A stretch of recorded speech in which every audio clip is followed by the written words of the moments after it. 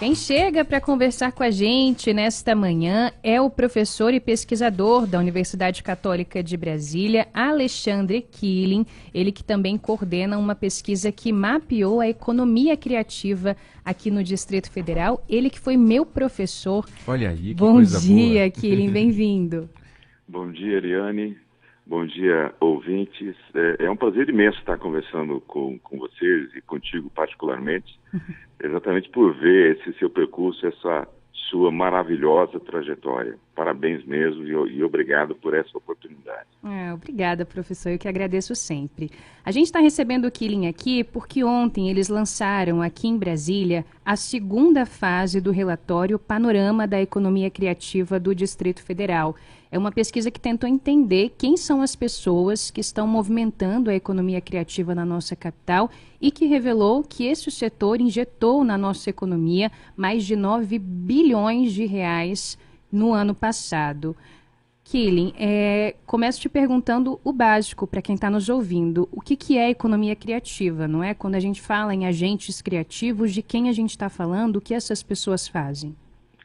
O conceito que a gente tem que trabalhar de economia criativa é toda a produção de um bem, né? E aí é produto, serviço, processo, que resulta de alguma atividade criativa. E aí a atividade criativa, a gente precisa contemplar as atividades artísticas, as atividades culturais e as atividades de inovação, que podem ser tecnológicas ou científicas. Então, essas atividades todas, elas exigem e elas envolvem um processo criativo na sua elaboração. Eu costumo brincar com os nossos meninos de software, de desenvolvimento de software. Um dia eu estava conversando com eles e eu perguntei qual é a essência do desenvolvimento do software. Ah, professor, é a lógica, o pensamento lógico. Eu digo sim, mas isso para vocês desenvolverem os códigos-fontes. Sim, eu digo, mas como é que vocês fazem a arquitetura de um software? Como é que vocês pensam a arquitetura de um software? E aí cada um deu uma explicação de como que funciona. Então vocês viram que tem em cada um de vocês um processo diferente. Esse ato é um ato criativo, é um ato diferente. Não é só a lógica, é a capacidade de compreensão de vocês, de quem vai usar o software, como que vai usar o software.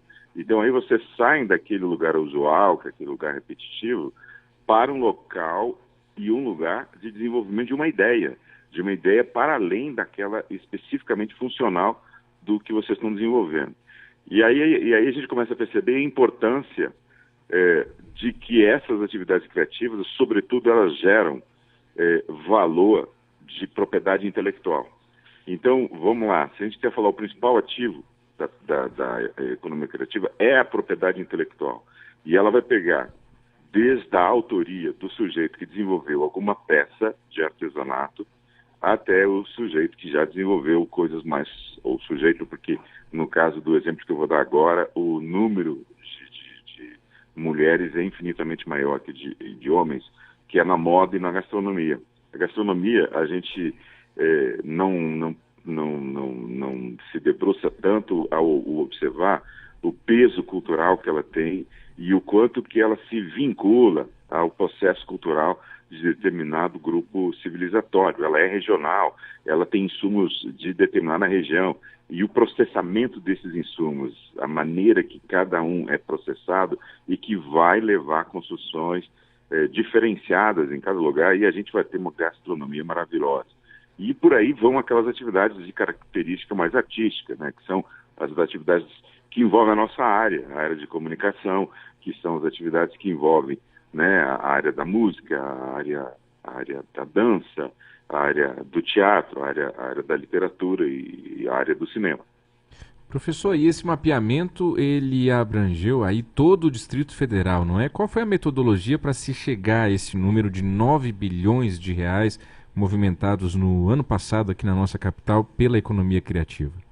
A gente, para chegar nesse número, a gente usou a metodologia estatística com base em dados disponíveis no Ministério da Fazenda, Ministério da Economia, no Ministério da Previdência, Ministério do Trabalho, no IBGE e em dados, inclusive, do próprio Instituto de Pesquisa e Estatística do Distrito Federal.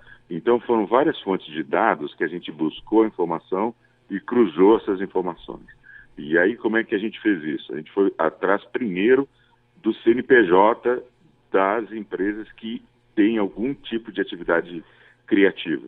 Depois a gente foi atrás do CBO, né, do Cadastro Brasileiro de Ocupações. E aí a gente foi identificar lá o número de pessoas que está envolvido nisso.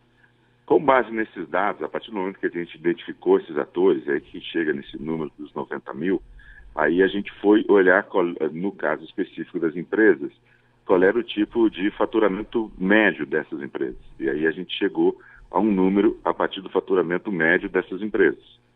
E depois a gente ainda foi atrás da arrecadação. Qual é o tipo de imposto que essas empresas pagam, a quantidade de imposto que elas pagam.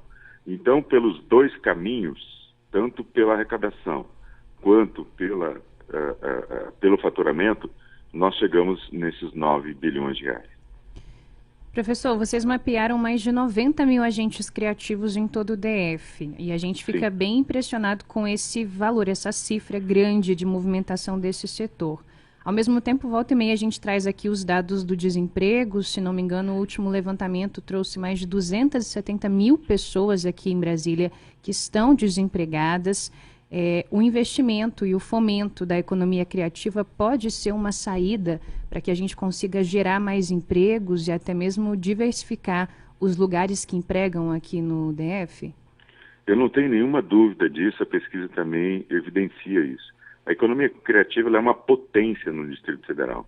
E ela é uma potência nesse estado que ela está orgânico, porque nem todas essas áreas que eu mencionei estão suficientemente organizadas dentro de uma cadeia econômica, em que você pode ter um processo sistêmico de produção, circulação, consumo, que é o que exige qualquer processo de produção econômico. Há áreas em que as coisas ainda são feitas de maneira não estruturada. E isso significa dizer que você pode gerar mais valor econômico ainda, pode gerar ainda mais valor na própria economia do Distrito Federal. E isso ativa, inclusive, sobretudo nas nossas regiões administrativas mais periféricas, onde a gente já identificou um conjunto de problemas sociais importantes, inclusive a falta de lugar e postos de trabalho, que você pode desenvolver essas cadeias de valor. Eu vou dar um exemplo fantástico que a gente tem em Planaltina. E aí a gente descobriu vários outros desse tipo. Planaltina tem uma forte estruturação, na verdade agora começou a ser estruturada, mas ela tem uma forte produção de artesanato. Tem artesanato e manualista lá, um grupo interessante pelo tamanho daquela região. E aí uma ONG de lá começou a trabalhar com outras empresas do Distrito Federal para o desenvolvimento do gifting. O gifting é esse mimo que as empresas dão para os seus clientes em épocas importantes, ou quando elas vão lançar um novo produto, ou nas efemérides, Natal, Dia das Mães, Páscoa, esses momentos importantes. E aí elas mandam, em geral, as empresas mandam um mimo para os seus clientes, um mimo customizado, que tem a ver com o propósito daquela empresa, que tem a ver com o produto daquela empresa. O que essa ONG de Planaltina está fazendo? Ela reuniu em torno dela um conjunto de manualistas e artesãos e eles produzem esses mimos. E esta ONG atende à demanda das empresas. Então você tem em torno de uma cadeia muito singela já um processo econômico importante. Imagina se você consegue fazer isso de maneira mais estruturada. Então, o que eu acho que é a grande relevância desses resultados que a gente chegou é que são indicadores, são referências que dão aos agentes públicos e privados subsídios para a escolha de políticas públicas e para a escolha de investimento. Nós temos em Brasília aqui muitos investidores, sobretudo como a gente tem uma área de servidores públicos aposentados, muitos desses servidores têm recursos econômicos e querem investir em alguma coisa. Então há um conjunto de possibilidades que esses investidores aí poderiam olhar e ativar algumas dessas cadeias nessas regiões. E aí eu tenho absoluta certeza de que num espaço muito pequeno a gente vai recuperar desenvolvimento econômico em regiões onde ela está travada, ela não consegue sair de alguns dos seus problemas no campo social e econômico. E aí você entra num aspecto fundamental para também ativar isso, que é a atuação na educação e a formação e a formação técnica qualificada desse pessoal que tem essa capacidade e essa atividade criativa lá. Muito bacana. 8h24. Esse foi o professor Alexandre Killing, pesquisador da Universidade Católica de Brasília, conversou conosco ao vivo sobre essa pesquisa interessantíssima sobre o panorama da economia criativa do DF. Professor, finalizo rapidinho com a pergunta mais difícil da entrevista. A gente está perguntando aos nossos ouvintes da Nova Brasil FM nesta semana de aniversário de Brasília, o que tem aqui na nossa capital federal que deveria ter em todas as cidades do mundo? Eu queria ouvir o senhor também. O oxigênio. Olha aí, muito bem. Essa cidade, ela é maravilhosa porque ela tem oxigênio. Boa. Porque ela é uma cidade-parque. Então você tem verde por todo lado. Então você tem oxigênio. Nas nossas grandes metrópoles hoje, em que se privilegiou o concreto, não tem essa capacidade de produção de oxigênio que Brasília tem. Além de ser uma cidade absurdamente encantadora e inesquecível. Não há dia que você não tenha um céu maravilhoso, ou mesmo nesse período que a gente tem esses rompantes aí das chuvas, nos intervalos das chuvas você pega sempre nuances desse céu, e eu brinco que quem será o pintor que hoje arrumou as nuvens? E aí eu tento fazer associações com a história das artes plásticas para identificar se foi Van Gogh, Gauguin, quem é que está, Monet, quem é que pintou, quem é que arrumou as nuvens hoje? E eu faço essa brincadeira, e é um exercício imaginário, mas é da maneira como eu vou apreciando o belo que a gente tem dentro dessa cidade.